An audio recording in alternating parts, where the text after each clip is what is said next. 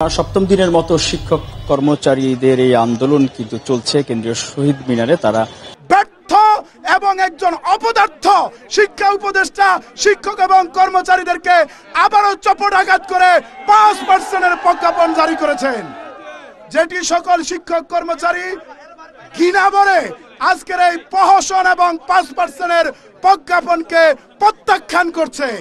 প্রত্যেকটি জেলা থেকে উপজেলা থেকে আমাদের শিক্ষকরা আসছেন। এই 20% বাড়ি ভাড়া, 15 টাকা মেডিকেল ভাতা, 75% উৎসব ভাতা প্রজ্ঞাপন যতক্ষণ না হাজির হবে, যতক্ষণ না জারি করা হবে, এমপিভুক্ত শিক্ষকদের এই শহীদ মিনারের আন্দোলন চলছে, চলবে। বেতন, বাড়ি ভাড়া বৃদ্ধি, উৎসব ভাতা বৃদ্ধি এবং জাতীয়করণের দাবিতে কেন্দ্রীয় শহীদ মিনারে অনশন ও অবস্থান কর্মসূচি পালন করছেন বেসরকারি স্কুল ও কলেজের এমপিওভুক্ত শিক্ষকরা। থাকছেন খোলা আকাশের নিচে, অনেকেই হয়ে পড়ছেন অসুস্থ। এরপরও সরকারের পক্ষ থেকে কোনো আশ্বাস না পেয়ে হতাশ শিক্ষকরা। 11টার সময় আমার ছোট মেয়ে ফোন দিচ্ছে, আব্বু তুমি কোথায়? তখন আমি শহীদ মিনারে। আব্বু তোমার ভয় করবে না? না মা, অনেক সারেরা আছে, কোনো ভয় নাই।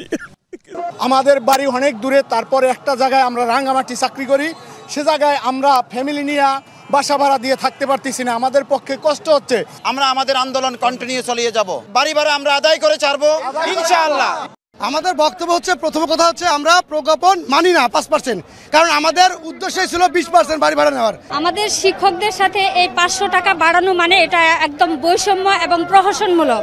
যে এর মধ্যে যদি দাবি না মানা হয়, তারা থালাবাটি নিয়ে কিন্তু শিক্ষা ভবনের উদ্দেশ্যে তারা রওনা হবে এবং সেই কর্মসূচি কিন্তু এখন পর্যন্ত কিন্তু বহাল রয়েছে। তারা